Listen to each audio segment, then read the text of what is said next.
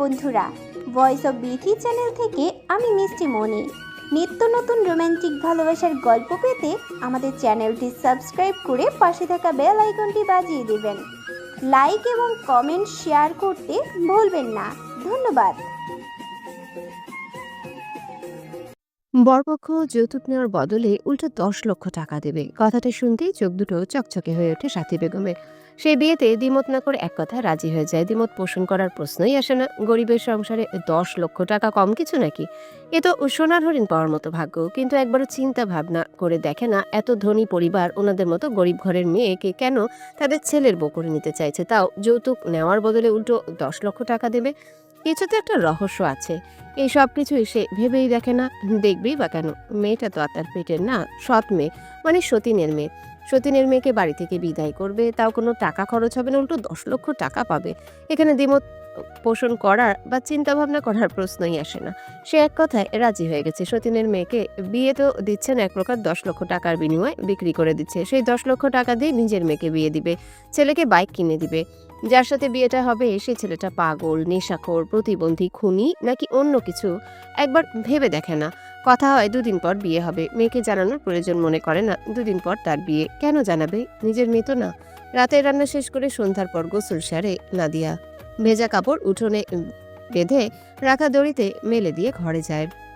ঘরে গিয়ে দেখে ওর মা সাথী বেগম, মানে সৎ মা, ছেলে মেয়েকে নতুন পোশাক বের করে দিচ্ছে কাঠের পুরনো আলমারি থেকে। নিজেও একটা শাড়ি বের করে নেয়। নাদিয়া বুঝতে পারে না এই রাতের বেলা 3জন নতুন পোশাক বের করে কি করছে।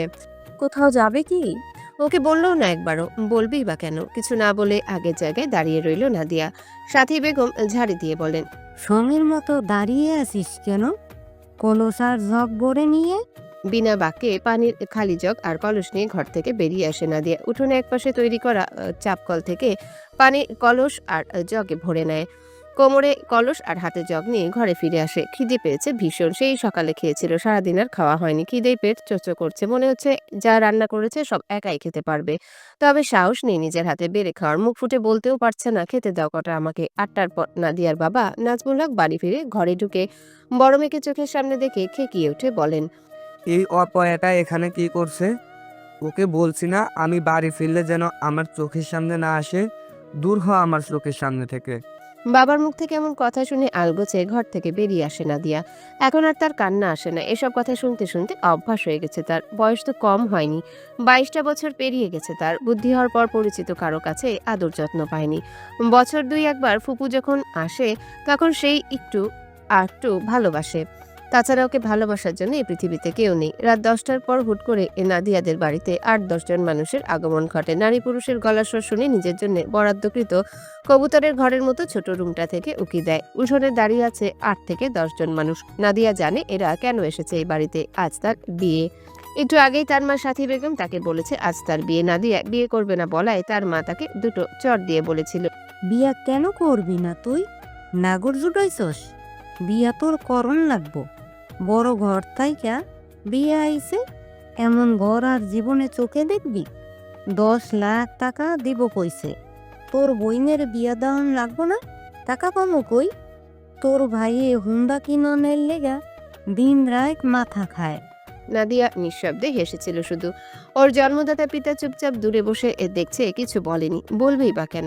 সে তো আর নাদিয়াকে ভালোবাসে না। আপদ বিদায় হলেই সবাই যেন বেঁচে যায়। ছেলে পক্ষের 2জন মেয়ে নাদিয়াকে বউ সাজিয়ে দেয়, বিয়ে পড়ানো হয়। ছেলে পক্ষ কোনো খাওয়া দাওয়া করে না। বিয়ে পড়ানো শেষ হতেই কাজী সাহেব নিজের পাওনা নিয়ে চলে যান। ছেলে পক্ষে সবাই বউ নিয়ে বের হওয়ার জন্য তাড়াহুড়ো শুরু করে। রাত প্রায় 1টা বাজতে চলল। ঢাকায় ফিরতেও 3.5 ঘন্টা থেকে 4 ঘন্টা লেগে যাবে। নাদিয়াকে রুম থেকে বের করে আনা হয়। অন্য রুম থেকে বের হয়ে আসে নাদিয়ার সদ্য হওয়া বর। নাদিয়া অন্ধকারের মাঝে একবার চোখ তুলে তাকায়, তবে বুঝতে পারে না কোনটা ওর বর, কারণ ওখানে বরের বেশে কেউ নেই। সকলের পরনে ফর্মাল ড্রেস। নাজমুল হক শুধু নামমাত্রই বাবার দায়িত্ব পালন করার জন্য মেয়ের হাত তুলে দেন মেয়ের জামাইয়ের হাতে। নাদিয়া খেয়াল করে যে লোকটার এক হাত ধরে আছে তার অন্য হাতে একটা স্টিক। আরেকজন যুবক তাকে এক পাশ থেকে আগলে ধরে আছে, যেন ছেড়ে দিলে সে মাটিতে লুটিয়ে পড়বে। আর যেই হাতটা ধরেছে সেই হাতটা কোকড়ানোর মতো হয়ে আছে। নাদিয়া নিজেই শক্ত করে ধরে রাখে ওর বরের হাত। কনে বিদায় হয়। নাদিয়ার চোখ দিয়ে এক ফোঁটা পানি বের হয় না। কেউ জানতেও পারল না নাদিয়া নামের অভাগী মেয়েটার বিয়ে হয়ে গেল। চলে গেল সে শ্বশুর বাড়ি। এই অজপাড়া গায়ে থেকে সে এখন যাবে ঢাকা শহরে। তার শ্বশুরবাড়ি মস্ত ধনী পরিবার। তারা বিয়েতে ৩টা প্রাইভেট কার নিয়ে এসেছে। মেয়ের বাবাকে নগদ ১০ লক্ষ টাকা বুঝিয়ে দিয়েছে। তাদের মেয়েকে কিনে নিল ১০ লক্ষ টাকার বিনিময়ে। আজ টাকার কাছে বিক্রি হয়ে গেছে নাদিয়া। তবে নাদিয়ার একটু আফসোস হচ্ছে না, কষ্ট হচ্ছে না, বরং সুখ সুখ অনুভব হচ্ছে। এই যে ওর বর ওর হাত ধরে এক পা করে এগিয়ে যাচ্ছে, সবাই কারে উঠে বসে। নাদিয়াকে ওর বরের পাশে বসানো হয়। লোকটা একদম চুপ হয়ে আছে, একটা কথাও বলেনি। বোবা নাকি কথা বলতে পারে না কে জানে। নাদিয়া শেষবার তাকিয়ে দেখে নিজের জন্মস্থান, নিজের বাড়িটা, যেটা ওর নিজের হয়েও হয়নি এতকালেও, আর হবেও না কোনোদিনও। সামনের সিটে বসে আছে দুজন। ৩টা কার স্টার্ট করা হয়, একে একে ছুটে চলে ঢাকার উদ্দেশ্যে। নাদিয়ার বর কারের সিটে হেলান দিয়ে চোখ বন্ধ করে রইল। গম্ভীর গলায় বলে, ভেতর লাইট অফ কর। গম্ভীর পুরুষালী কণ্ঠস্বর শুনে চমকে ওঠে নাদিয়া। এমন গম্ভীর স্বর শুনে সেদিকে তাকায়। লোকটা আগের মতোই চোখ বন্ধ করে রয়েছে। মুহূর্তেই ভেতরের লাইট অফ হয়ে যায়। নাদিয়া নিজেও হেলান দিয়ে চোখ বন্ধ করে নেয়। ভীষণ ঘুম পাচ্ছে এসির ঠান্ডা বাতাসে। উত্তপ্ত দেহটা শীতল হয়ে গেছে একটু সময়ের মধ্যে। নাদিয়ার ঘুম ভাঙে একটা ছেলের ডাকে, যে কিনা ভাবি ভাবি বলে ডেকে চলেছে। নাদিয়া হুড়মুড়িয়ে সোজা হয়ে বসে, ২ হাতে চোখ কচলে চোখ বড় বড় করে তাকায়। পাশে তাকিয়ে দেখে ওর বর কার থেকে বেরিয়ে গেছে। সে অন্য একজনের কাঁধে ভর করে ভেতরের দিকে এগিয়ে যাচ্ছে। বিশাল আলিশান বাড়ি, চারিদিক জলজল করছে লাইটের আলোয়। নাদিয়ার পাশের ডোর খুলে দেয় ছেলেটা। ভাবি বেরিয়ে আসুন, পৌঁছে দিয়েছি বাড়িতে। নাদিয়া নেমে দাঁড়ায়। দুজন মেয়ে নাদিয়াকে বাড়ির প্রবেশে গেটের কাছে এগিয়ে নিয়ে গিয়ে দাঁড়ায়। নাদিয়ার শাশুড়ি, চাচি শাশুড়ি, আরো কয়েকজন এগিয়ে এসে বরণ করে ভেতরে নিয়ে যায় নাদিয়াকে। ড্রয়িং রুম দেখে নাদিয়া চোখ কপালে। টিভিতে দেখা বাড়িগুলোর মতোই সুন্দর ভেতরটা। সুন্দর সুন্দর ফার্নিচারে ঠাসা প্রত্যেকটা কোণা। নিখুঁতভাবে সাজানো হয়েছে পুরো ড্রয়িং রুম। নাদিয়া মাথা নিচু করে নেয়, দৃষ্টি স্থির করে ফ্লোরে। মার্বেল পাথরের টাইলস দিয়ে তৈরি ফ্লোর লাইটের আলোয় ঝকঝক করছে। এই বাড়িতে কাজের মেয়ে হওয়ারও যোগ্যতা নেই নাদিয়ার। সেই বাড়ির কিনা বউ হয়ে এসেছে। নাদিয়ার কাছে স্বপ্নের মতো লাগছে সবকিছু। সব নিয়ম কানুন শেষ করে নাদিয়াকে বরের রুমে নিয়ে যাওয়া হয়। ওর বরের নাম কি নাদিয়া এখনো জানে না। নাদিয়াকে শুভ্র রঙা নরম তুলতুলে বেডে বসানো হয়। নাদিয়ার প্রয়োজনে সবকিছু রাখা সুটকেসটা রুমে দিয়ে যায় একজন। মেয়ে দুজনের মধ্যে একজন বলে, ওদিকে ওয়াশরুম। ভাবি, শাড়ি চেঞ্জ করে হালকা শাড়ি পরে নিও। মেয়ে দুজন চলে যায়। দুজনে নাদিয়া থেকে বয়সে অনেক বড় হবে। কথা মার্জিত ভাষায় প্রকাশ করে। মিষ্টভাষী মানুষ, মিশুকও বটে। অহংকার গরিমা নেই হয়তো, থাকলে নাদিয়ার সাথে এইভাবে কথা বলতো না। নাদিয়া রুমের চারিদিকে ভালোভাবে নজর বুলিয়ে নেয়। আরেক দফা অবাক হয় পুরো রুম দেখে। রুমের ভেতরের রং সাদা, আসবাবপত্র সবকিছু সাদা রঙের, দামি দামি সবকিছু দিয়ে সাজানো রুমটা। বেড থেকে উঠতে যাবে তখনই রুমে প্রবেশ হয় ওর বর উদয় চৌধুরীর। একজনের কাঁধে ভর করে ভেতরে আসে। একবার তাকায় বেডে বসে থাকা নতুন বউয়ের দিকে, তারপর নিজের সাথে আসা ছেলেটাকে বলে, আমি চেঞ্জ করবো, ওয়াশরুমে নিয়ে চলো। ধরে ওয়াশরুমে নিয়ে যায়। আবার এসে ড্রেস নিয়ে যায় আলমারি থেকে। ফ্রেশ হওয়া শেষে আবার ধরে বেডে বসিয়ে দিয়ে চলে যায় ছেলেটা। উদয় চৌধুরী বেডে শুতে শুতে গম্ভীর গলায় বলে, বসে থাকবেন নাকি ঘুমানোর ইচ্ছে আছে? যদি থাকে তাহলে ড্রেস চেঞ্জ করে লাইট অফ করে এসে শুয়ে পড়ুন। নাদিয়া দ্রুত বেড থেকে নেমে দাঁড়ায়। সুটকেসগুলো একটা হালকা শাড়ি নিয়ে ওয়াশরুমে প্রবেশ করে। ওয়াশরুমে এসে নাদিয়া পড়ে মহা ঝামেলায়। এখানকার কিছুই নাদিয়া ব্যবহার করতে জানে না। জানবে কিভাবে? আগে তো কোনোদিনও দেখেনি, আজকে প্রথম দেখ। শুধুমাত্র ট্যাপটাই আগে দেখেছে আর ইউজ করতেও জানে। বাকিগুলো কিভাবে ইউজ করে নাদিয়া জানা নেই। হাত মুখ ধুয়ে শাড়ি চেঞ্জ করে নেয়। ওয়াশরুম থেকে বেরিয়ে দেখে বরটা উল্টো পাশ ফিরে শুয়ে আছে, হয়তো ঘুমিয়েও গেছে। হাতের শাড়িটা ভাঁজ করে রেখে দেয়। লাইট অফ করে চুপচাপ বেডে গিয়ে শুয়ে পড়ে কিনার ঘেঁষে। ফজরের আজান হয়েছে কিছুক্ষণ আগেই। এই টাইমে রোজ ঘুম থেকে উঠে নাদিয়া, তারপর হাত মুখ ধুয়ে ফজরের নামাজ আদায় করে। নামাজ শেষে একটু কোরআন শরীফ তেলাওয়াত করে। তারপর গোয়াল ঘরে যায়। গরু বের করে গোবর পরিষ্কার করে, উঠোন বাড়িঘর ঝাড়ু দেয়, রান্না করে। কিন্তু আজকে ভাগ্যের পরিবর্তনে এই সময়টাতে শুয়ে আছে তুলতুলে নরম বিছানায়। ওর দুঃখের দিন কি ফুরিয়ে এসেছে, নাকি সেই 22 বছর আগের বাড়িটা ছেড়ে আসলেও 22 বছর আগের ভাগ্যটা ওকে ছাড়েনি। নাদিয়ার ঘুম ভাঙে 8টার পর। আড়মোড়া দিয়ে উঠে বসে বেডে। আশেপাশে তাকে অপরিচিত জায়গা দেখে চমকে ওঠে। কিঞ্চিত সময়ের ব্যবধানে পূর্বের সবকিছু মনে পড়ে যায়। এটাও শ্বশুর বাড়ি, আর এটাও পরের রুম। পাশে শুয়ে থাকা মানুষটার দিকে তাকায়। আগের মতোই উল্টো পাশ ফিরে শুয়ে আছে, নড়াচড়া করেনি আর। বেড থেকে নেমে দাঁড়ায়। এলোমেলো শাড়ি ঠিক করে ওয়াশরুমে প্রবেশ করে। ফ্রেশ হয়ে এসে ডিভানের উপর বসে। বাহিরে আলো ফুটলেও রুমটা এখনো পুরোপুরি অন্ধকারে ছেয়ে আছে। শুধু সাদা থাই গ্লাস আর পর্দা ভেদ করে একটু একটু আলো রুমে প্রবেশ করছে, যার দরুন একটু একটু আলোকিত হয়ে আছে রুমটা। নাদিয়া এখন কি করবে? রুম থেকে বের হবে নাকি এখানেই বসে থাকবে? অপরিচিত একটা জায়গা, মানুষজন কাউকেই চেনে না। শাড়ির আঁচল খামচে ধরে চুপচাপ বসে রইল। বাবার বাড়ির কথা স্মরণ হয়। গরুগুলো কি এখনো গোয়ালের ভিতরে রয়েছে নাকি সাথী বেগম বের করেছেন? আজকে রান্না কে করবে? পুরো বাড়ির কাজ কে করবে? আজ তো সতীনের মেয়ে নাদিয়া নেই। কার ঘাড় ধরে কাজগুলো করাবে আজ? নাদিয়া বুক ভরে শ্বাস টেনে নেয়। কতগুলো দিন পর কোনো কাজ না করে এভাবে বসে আছে, হিসেব নেই। আবার তাকায় বেডে শুয়ে থাকা মানুষটার দিকে। লোকটা বেশ অদ্ভুত। সবসময় কি গম্ভীর স্বরে কথা বলে নাকি শুধু গতকালকেই বলেছে? কথাও বলে হয়তো খুব কম। নতুন বউয়ের সাথে দুটো কথা অব্দি বলল না, চেঞ্জ করতে বলেই উল্টো পাশ ফিরে শুয়ে পড়েছে। অদ্ভুত মানুষ। বসে থাকতে থাকতে সময় গড়িয়ে 9টার ঘরে চলে আসে। বসে থাকতে ভালো লাগছে না। বসা থেকে উঠে নিঃশব্দে পায়চারি করতে শুরু করে। লোকটার সাথে সাথে এই বাড়ির সকল মানুষও বেশ অদ্ভুত। এতটা বেলা হয়ে গেল, কেউ ডাকতে আসলো না ওকে? নাকি এখনো কেউ ঘুম থেকে ওঠেনি? হয়তো ওঠেনি। সকলেই তো রাত জেগেই ছিল। 9:30টার পর রুমের ডোর নক করে। ডোর খোলাই ছিল, আবার ধাক্কা দিতে খুলে যায়। ডোরের দিকে তাকায় নাদিয়া। রাতে যে মেয়েটা ওকে রুমে রেখে গিয়েছিল সেই মেয়েটা এসেছে, উদয়ের চাচাতো বোন উষা। উষা নাদিয়ার দিকে তাকিয়ে মিষ্টি হেসে বলে, উঠে গেছো? আমি তো ভেবেছিলাম ঘুম হয়নি, তাই আর ডাকতে আসিনি। জোর করে সৌজন্যমূলক হাসে নাদিয়া। উষা নিজের হাতে থাকা প্যাকেট দুটো ডিভানের উপর রাখে। নিজেই গিয়ে লাইট অন করে। লাইটের আলো ইন্টেরিয়র ডিজাইনে রুমটা আলোকিত হয়ে যায়। রুমটা নাদিয়ার কাছে স্বপ্নের রাজ্যে মনে হচ্ছে। কারো থাকার রুম এত সুন্দর হয় নাদিয়ার কল্পনায় ছিল না। উদয়ের চোখে লাইটের আলো পড়তেই চোখ মুখ কুঁচকে ফেলে বিরক্তিতে। বিরক্তি ভঙ্গিতেই ওপাশ থেকে এপাশ হয়। চোখ মেলে দেখে 3জন মেয়ে দাঁড়িয়ে আছে, যার মধ্যে একজন ওর বউ আর 2জন বোন। বিরক্তি মাখা গম্ভীর কণ্ঠে বলে, লাইট অন করেছে কে? 3জনেই বেডের দিকে তাকায়। উদয়ের রাগী রাগী মুখ দেখে উষা আর ওর ফুফাতো বোন মারিয়ার মুখ চুপসে যায়। উষা মিনমিন করে বলে, সরি ভাইয়া, আসলে ভাবিকে তৈরি করে নিয়ে যেতে বলেছে, তাই আর কি। উদয় পাশ থেকে একটা বালিশ নিয়ে নিজের মাথার উপর চেপে ধরে। উষা ফোঁস করে শ্বাস ছাড়ে। যাক বাবা, বেঁচে গেছে। নাদিয়া দাঁড়িয়ে দাঁড়িয়ে দেখছিল তিনজনের চোখে মুখের অবস্থা। উষা আর মারিয়ার চুপসে যাওয়া চোখ মুখ দেখে এতটুকু বুঝতে পেরেছে এই লোকে ভয় পায় এরা। না হলে এর দুটো কথা শুনে মুখ অমন হয়ে যাবে কেন? উষা আস্তে আস্তে বলে, ভাবি, চলো তোমাকে তৈরি করে দেই। সবাই নিচে অপেক্ষা করছে তোমার জন্য। উষা শপিং ব্যাগ থেকে একটা নীল রঙের জামদানি শাড়ি বের করে। অন্য ব্যাগ থেকে জুয়েলারি বক্স সময় নিয়ে সুন্দর করে সাজিয়ে দেয় দুজন। নাদিয়া নিজেকে আয়নায় দেখে নিজেই চিনতে পারে না। এটা কি সেই অচপাড়াগার মেয়ে নাদিয়া, যে কিনা মুখে কখনো একটু ক্রিম দিতে পারতো না, চুলে ঠিক মতো শ্যাম্পু করতে পারতো না, ভালো পোশাক পরতে পারতো না? সে কিভাবে এত দামি শাড়ি, স্বর্ণের জুয়েলারি পরবে, এত দামি দামি মেকআপ প্রোডাক্ট কিনবে? রোদে খাবারের কাজ করতে করতে ফর্সা স্কিনে ট্যান পড়ে গেছে। নিজেকেই সাজে দেখে নাদিয়া নিজেই মুগ্ধ হয়ে যায়। নাদিয়া সত্যি কি এত সুন্দর নাকি স্বপ্ন দেখছে? রাতে বিয়ের জন্য সাজিয়ে দিল, সময়ের অভাবে নাদিয়া নিজেকে আয়নায় দেখতে পারেনি। রাতেও কি এভাবেই সাজানো হয়েছিল? হয়তো না। উষা নাদিয়ার মুখের দিকে তাকিয়ে মিষ্টি হেসে বলে, মাশা আল্লাহ, অনেক সুন্দর লাগছে ভাবি তোমায়, কারো নজর না লাগে। নাদিয়া লজ্জা পেয়ে মাথা নুইয়ে নেয়। আর লজ্জা পেতে হবে না, আমরাই তো। চলো নিচে চলো, অনেক বেলা হয়ে গেছে, খেতে হবে তো।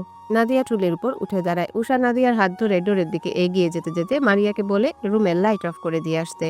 তারপর বেডে শুয়ে থাকা ভাইয়ের দিকে তাকিয়ে বিড়বিড় করে বলে, দেখলে না নিজের বউটাকে, দেখলে পাগল হয়ে যাবে।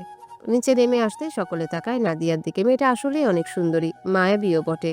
এই মেয়েটার বদলতে যদি ছেলেটার জীবন পরিবর্তন হয়, সমস্যা কোথায়? তারা নাদিয়ার ব্যাপারে সবকিছু জেনে শুনে এনেছে ছেলের বউ করে। যা কিছু হয়ে যাক, নাদিয়া কোনোভাবেই উদয়কে ছেড়ে যেতে পারবে না। যাবেই বা কোথায়? যাওয়ার জায়গাই তো নেই। থাকলে উদয়ের সাথেই থাকতে হবে, থাকতে না চাইলে উদয়ের সাথেই থাকতে হবে। মরলে উদয়ের সাথে, বাঁচলেও উদয়ের সাথে। এই পৃথিবীতে নাদিয়ার শেষ গন্তব্য উদয় চৌধুরী। নাদিয়া সবাইকে সালাম দেয়। সকলে যা যা জিজ্ঞাসা করে ধীরে ধীরে তার উত্তর দেয়। বাড়ির বড় বউ হিসেবে সবাই নাদিয়াকে গিফট দেয়, শাড়ি গহনা দেয় সকলেই। নাদিয়া অবাকে চরম পর্যায়ে পৌঁছে গেছে। এত গহনা দিয়ে কি করবে? এত দামি শাড়ি দিয়েই বা কি করবে? এগুলো পরার যোগ্যতা কি আছে ওর? হয়তো আছে। এখন তো আর সেই পাঁচপাড়া গায়ের মেয়ে নাদিয়া নয়। এখন সে চৌধুরী হাউসের বড় বউ।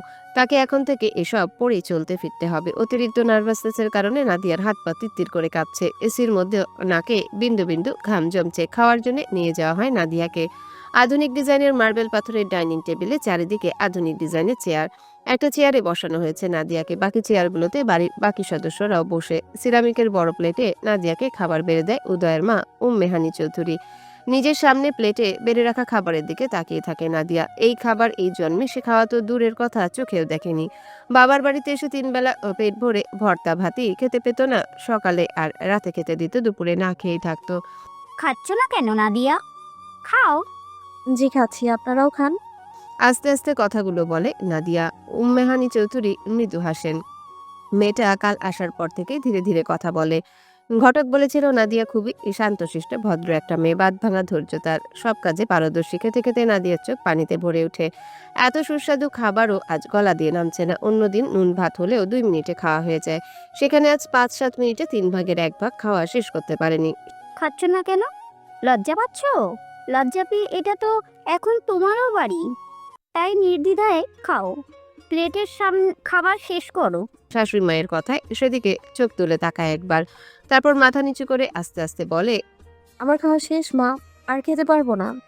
যতটুকু খাবার দিয়েছিলাম ততটুকুই তো রয়েছে এখনো, আর অল্প খাও মা।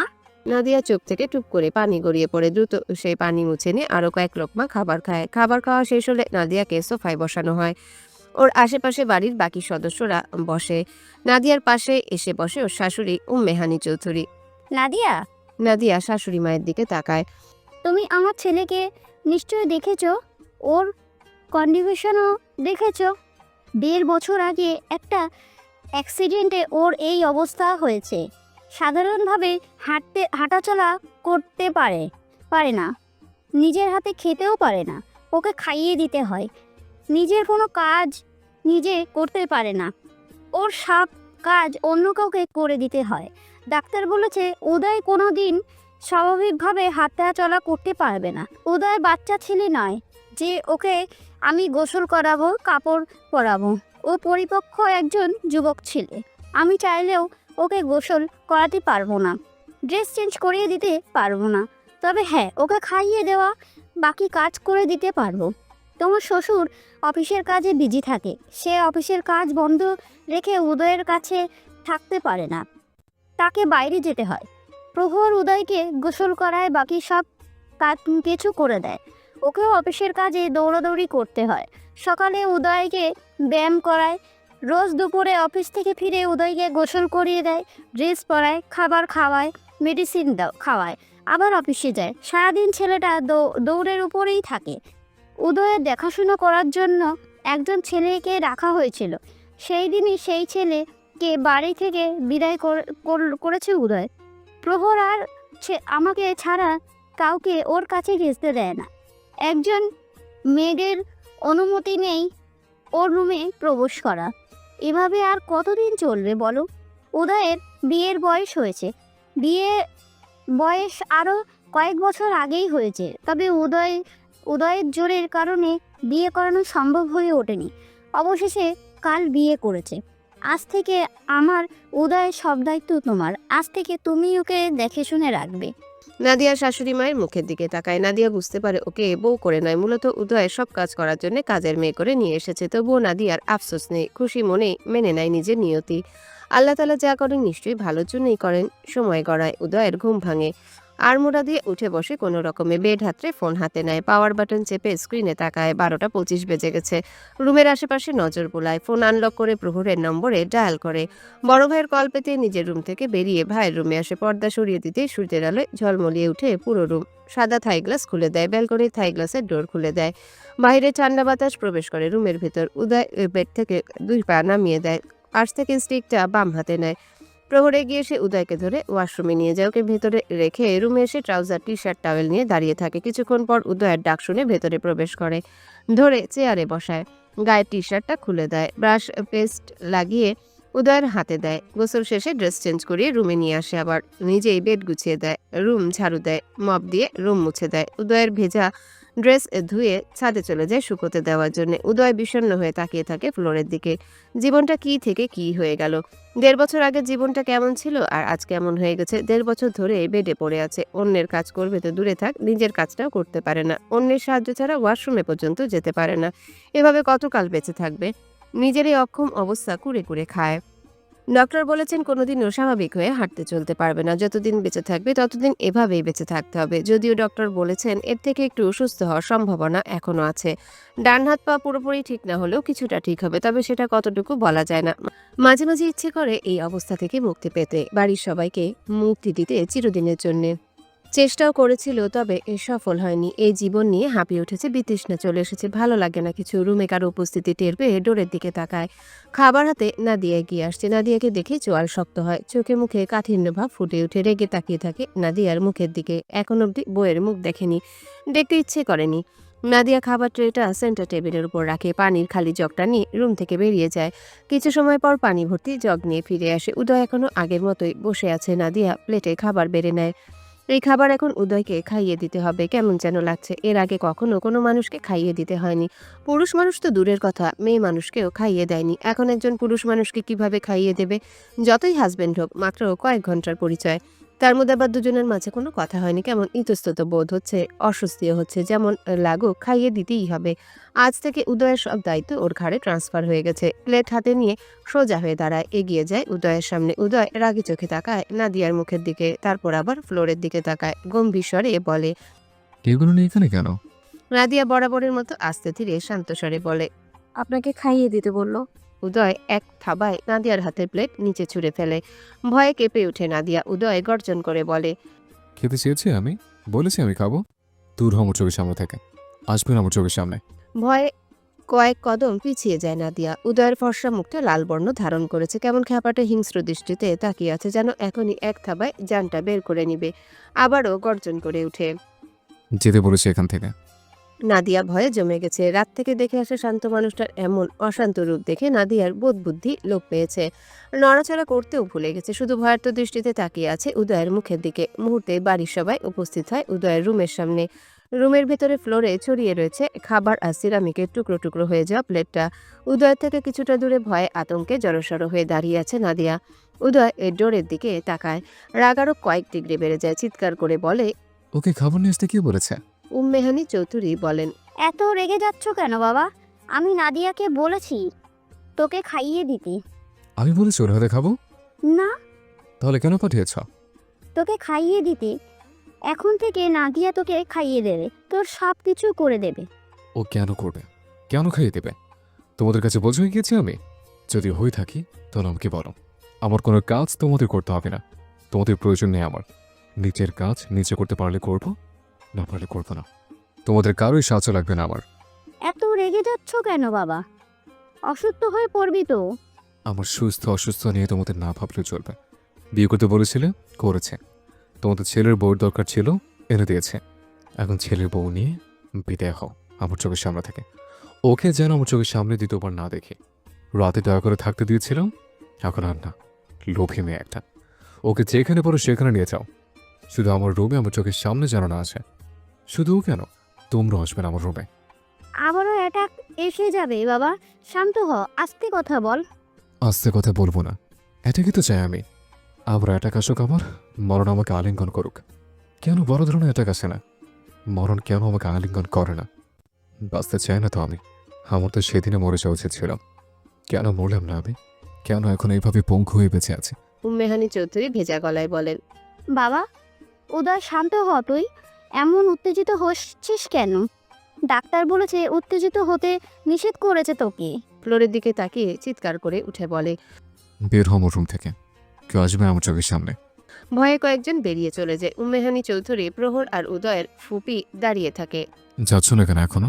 নিজেরা যাও, সাথে লোভী মেয়েটাকেও নিয়ে যাও। লোভী মেয়ে একটা। সব মেয়েরা লোভী। লোভ এদের রক্তে মিশে থাকে। কাউকে যেন না দেখে আমার রুমে। বের হয়ে এক্ষুনি। নাদিয়া শক্ত হয়ে দাঁড়িয়ে আছে। মেহানি চৌধুরী নাদিয়ার দিকে তাকায়। মুখটা মলিন হয়ে গেছে, চোখ দুটো টলমল করছে, ঠোঁট দুটো টিট টিট করে কাঁপছে। উদয় আবার চিৎকার করে ওঠে, Get out of my room and out of my sight. তিনজন রুম থেকে বেরিয়ে যায়। নাদিয়া তখনও আগের মতোই দাঁড়িয়ে আছে, তাকিয়ে আছে ফ্লোরের দিকে। উদয় দাঁতে দাঁত চেপে বলে, রুম থেকে বের হওয়ার জন্য কি তোমাকে আলাদা করে ইনভাইট করতে হবে নাকি? নাদিয়া চোখ তুলে উদয়ের মুখের দিকে তাকায়। খ্যাপাটে হিংস্র দৃষ্টিতে তাকিয়ে আছে ওর দিকে। নাদিয়া কোনো কথা না বলে ঝাড়ু আর বেলচা নিয়ে ফ্লোরের খাবার আর প্লেটের খণ্ডগুলো পরিষ্কার করতে শুরু করে। উদয় কিছু সময় নাদিয়ার দিকে তাকিয়ে থেকে চোখ ফিরিয়ে জানালার দিকে তাকিয়ে বিড়বিড় করে বলে, অসহ্যকর মেয়ে একটা। গায়ে গন্ডারের চামড়া লাগানো কিনা কে জানে। এই মেয়েদের চামড়া তো মোটা কেন হয়? উদয় নাদিয়ার দিকে তাকাবে না করেও ঘাড় ঘুরিয়ে তাকায়। নাদিয়া প্লেটের ভাঙা টুকরোগুলো হাত দিয়ে তুলে তুলে বালতিতে ফেলছে। এরকম করতে দেখে উদয়ের রাগ আরও বেড়ে যায়। বেলচা থাকতেও হাত দিয়ে কেন তুলতে হবে? হাত কেটে গেলে কি হবে? কিছু বলতে ইচ্ছে করলেও বলল না। দাঁতে দাঁত চেপে বসে রইল নাদিয়ার দিকে তাকিয়ে। নাদিয়া সবগুলো টুকরো তুলে খাবারগুলো বেলচার সাহায্যে বালতিতে ফেলে। রুম পুরোপুরি পরিষ্কার করে দেয়। নাদিয়ার কাজ দেখে উদয় মনে মনে একটু প্রশংসা করে। ভেবেছিল হাত কেটে ফেলবে, পরিষ্কার করতে পারবে না, কিন্তু উদয়কে ভুল প্রমাণ করে হাতও কাটেনি, রুমও পরিষ্কার করেছে। উদয় তো আর জানে না নাদিয়ার কাছে এই সব কাজ দুধ ভাত। দ্বিতীয়বার মপ ভিজিয়ে এনে আবারও ফ্লোর মুছতে শুরু করে। নাদিয়ার হাতে থাকা স্বর্ণের চিকন চুড়িগুলো মৃদু ঝুনঝুন শব্দ তুলতে থাকে। তখন থেকে ঝুনঝুন শব্দের কারণে উদয়ের বিরক্তি ফিল হচ্ছে। শেষমেশ সহ্য করতে না পেরে বলেই বসে, এরপর থেকে ঝুনঝুন শব্দ করে কোনো কিছু পড়বে না তুমি। এই শব্দ ভালো লাগে না আমার, বিরক্তিকর লাগে। আমার সামনে ঝুনুর ঝুনুর শব্দ করে কিছু পড়তে পারবে না। খোলো এসব। আপনি না বললেন আমি যেন অন্য রুমে থাকি? অন্য রুমে থাকলে তো এই শব্দ আর আপনার কান অব্দি আসবে না। উদয় নিজের পূর্বের বলা কথাগুলো স্মরণ করে নিজে বিরক্ত হয়। শুধু ঝুনঝুন করা চুরি কেন, পুরো ঝুনঝুনির গোডাউন গলায় বেঁধে ঘুরুক, তাতে উদয়ের কোনো সমস্যা নেই। শুধু ওর কানে শব্দ না আসলেই হয়, আর এই মেয়ে ওর চোখের সামনে না আসলেই হলো। উদয় অন্যদিকে তাকিয়ে বলে, বেশি কথা বলো তুমি, বের হও আমার রুম থেকে। নাদিয়া ভ্রু কুচকে তাকায়। কথাই তো বলে না, দুটো কথা বলেছে তাতেই নাকি বেশি কথা বলে। নাদিয়া মব হাতে ওয়াশরুমে প্রবেশ করে। মব ধুয়ে রেখে হাত ধুয়ে ওয়াশরুম থেকে বেরিয়ে আসে। খাবার আর ভাঙা প্লেট রাখা ছোট বালতিটা নিয়ে রুম থেকে বেরিয়ে যায়। উদয় ফোঁস করে শ্বাস ছাড়ে। রাগে শরীর জ্বলে যাচ্ছে। আর কতকাল এভাবে অন্যের উপর নির্ভর হয়ে থাকতে হবে? কোনোদিন কি নিজের একার শক্তিতে আবার হাঁটতে পারবে না? কবে আবার নিজের হাতে খাবার খেতে পারবে? সেই দিনগুলো কি আসবে? নাকি এভাবেই অন্যের উপর নির্ভরশীল হয়ে কাটাতে হবে বাকি জীবন? নাদিয়া বালতি হাতে নিচে নেমে আসে। নাদিয়াকে দেখে উম্মেহানি চৌধুরী আর উষা এগিয়ে যায়। হাতের বালতির দিকে তাকিয়ে দেখে নষ্ট খাবার আর প্লেটের খণ্ডগুলো। উম্মেহানি চৌধুরী বলেন, উদয় তোমার উপরে রাগারাগি করেন তো? আর নাদিয়া দুদিকে মাথা নাড়ায়। কি বলেছে? সেরকম কিছু বলেনি। উম্মেহানি চৌধুরী একটু শান্ত হলেন। উষা নাদিয়ার হাত থেকে বালতিটা নিয়ে কিচেনে রেখে আসে। মেড পরে ফেলে দিয়ে আসবে। উদয়ের ফুপু ফুপাতো ভাই বোন তৈরি হয়ে ড্রয়িং রুমে আসে। ওনারা এখন চলে যাবে। এসেছিল উদয়ের বিয়ের জন্য। সকলেরই অফিস পড়াশোনা আছে, তাই বাধ্য হয়ে ফিরে যেতে হচ্ছে। সকলের কাছ থেকে বিদায় নেয়। তারপর উদয়ের কাছ থেকেও বিদায় নিয়ে এসে রওনা হয় নিজেদের বাড়ির উদ্দেশ্যে। প্রহর সোফা থেকে উঠে উদয়ের জন্য প্লেটে খাবার বেড়ে নিয়ে যায় ওর রুমে। উদয় তখন ল্যাপটপ নিয়ে বসে আছে। গায়ে জড়ানো ধূসর রঙের টি শার্ট, সিল্কি চুলগুলো এলোমেলো, উস্কো খুস্কো, ফর্সা মুখটা মলিন। টি শার্টের স্লিপ কনুই অব্দি গোটানো, ফর্সা লোমশ হাত কনুয়ের নিচ থেকে বেরিয়ে আছে। এক মনে তাকিয়ে আছে ল্যাপটপের স্ক্রিনে। বাম হাত দিয়ে থেমে থেমে টাইপ করছে। প্রহর গলা খাকারি দেয়। উদয় তাকায় না প্রহরের দিকে। খাবার বেডের এক পাশে রাখে। বেসিন থেকে হাত ধুয়ে আসে। পানির গ্লাসটা বেডের পাশে রাখে। খাবার প্লেট হাতে তুলে নেয়। উদয়ের সামনে থেকে ল্যাপটপ সরিয়ে নেয়। উদয় ভয়ঙ্করভাবে রেগে তাকায়। প্রহর শুকনো একটা ঢোক গিলে নেয়। এইভাবে তাকাচ্ছ কেন? ল্যাপটপ দে। আগে খাবার খেয়ে নাও। সকালে খাওনি? মেডিসিন আছে তোমার। উদয় হাত বাড়ায়। প্লেট দে। কেন? কেন আবার? খাবো, দে তাড়াতাড়ি। আমি খাইয়ে দিচ্ছি। লাগবে না, প্লেট দিয়ে বের হও আমার রুম থেকে। ব্রো, রেগে যাচ্ছ কেন? রাগ তোমার জন্য ভালো নয়। যা আমার চোখের সামনে থেকে যা। কেউ আসবে না, তোরা কাউকে লাগবে না আমার। আমার কাজ আমি করতে পারবো। প্লেট দে। বলেই প্রহরের হাত থেকে প্লেট নিয়ে নেয়। হুইল চেয়ারটা নিয়ে আয়। হুইল চেয়ার কেন আবার? উদয় আরো রেগে তাকায়। হুইল চেয়ার দিয়ে মানুষ কি করে এই ছেলে জানে না নাকি? হুইল চেয়ারে বসে নাচবো, তাই নিয়ে আয় যা। প্রহর চোখ ছোট ছোট করে তাকিয়ে থাকে। একসময় নিজেই হুইল চেয়ারে চলাফেরা করবে না বলে তাণ্ডব চালিয়েছে। হুইল চেয়ার তার রুমে জায়গা হয়নি। রুম থেকে চেয়ারটা বের করে দিয়েছে। এখন কোথায় রয়েছে কে জানে। ধুলোবালির স্তূপ জমে গেছে বোধহয়। এভাবে তাকিয়েছিস কেন? নিয়ে আয় যা। তুমি হুইল চেয়ার ইউজ করবে? না, হুইল চেয়ার আমাকে ইউজ করবে। বেশি কথা না বলে নিয়ে আয়। প্রহর তবুও বসে থাকে। উদয়ের মেজাজ খারাপ হয়। হাত থেকে প্লেটটা বেড়ে রেখে পানির গ্লাসের জন্য আগায়, কিন্তু প্রহরের জন্য গ্লাসের কাছে যেতে পারছে না। বাম হাতের এক ধাক্কায় প্রহরকে বেড থেকে নিচে ফেলে দেয়। বেচারা প্রহর বড় বড় চোখ করে তাকিয়ে থাকে বড় ভাইয়ের দিকে। ওর ভাই ওকে ভাবে ফেলে দিল, বিশ্বাস হচ্ছে না। উদয় দাঁতে দাঁত চেপে বলে, ভালোভাবে করলে কথা কারা যায় না। আমার কোনো কাজ তোকে করতে হবে না। হুইল চেয়ার আমি নিচে নিয়ে আসবো, লাগবে না কারো সাহায্য। যা দূর হ, দূর হ আমার চোখের সামনে থেকে। পানির গ্লাসটা হাতে নেয়, মেডিসিনের বক্স থেকে খাওয়ার আগে মেডিসিন খেয়ে নেয়। হাত ধুতে যাবে, দেখে বালতিটা নেই। মেজাজ সপ্তমে চড়ে বসে। রাগ একটু কমেছে তো আবার বাড়ছে। উঠানামা করছে সমান তালে। বিড়বিড় করে বলে। ওই অসভ্য মেয়েটা বালতিটা নিয়ে চলে গেছে। প্রহর নিচ থেকে উঠে দাঁড়ায়, বেসিন থেকে আবারও হাত ধুয়ে আসে, জোর করে প্লেট আবার হাতে নেয়। প্রহর, প্লেট ছাড় বলছে। তুমি আজকে এমন করছো কেন ব্রো? কেমন করেছে? ছাড় তুই, আর যা এখান থেকে। আমি খাইয়ে দিচ্ছি। কেন, আমি কি খেতে পারবো না? ওহো, আমি তো ভুলেই গেছিলাম। আমি এখন অক্ষম। আমি অন্যের উপর নির্ভরশীল। আমি নিজের কাজ নিজে করতে পারি না, নিজের হাতে খেতেও পারি না, যাকে বলে প্রতিবন্ধী। আমি এখন প্রতিবন্ধী, তাই না? তোরা সবাই আমার উপর দয়া দেখাস। ব্রো, এইসব কি বলছো তুমি? তুমি যা ভাবছো এরকম কিছুই না। আমি একদম ঠিক বলেছি। প্লেট দে। আমি খাইয়ে দেই। ধমক দিয়ে বলে। দিতে বলেছি, দে। প্রহর তাকিয়ে থাকে ভাইয়ের দিকে। এত রেগে যাচ্ছে কেন? বলছি না দে। আমি খাইয়ে দিই না ব্রো? উদয় চড় দেয় প্রহরের গালে। প্রহর হতভম্ব হয়ে তাকিয়ে থাকে। উদয় চিৎকার করে বলে।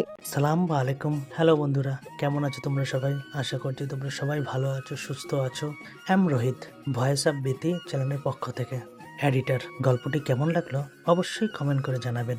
এই যে বন্ধুরা, ভয়েস অফ বিতি চ্যানেলে যদি নতুন হয়ে থাকেন তাহলে প্লিজ সাবস্ক্রাইব করে বেল আইকন বাজিয়ে রাখুন, যাতে আপনাদের পরবর্তী গল্পের নোটিফিকেশন সবার আগে আপনি পান।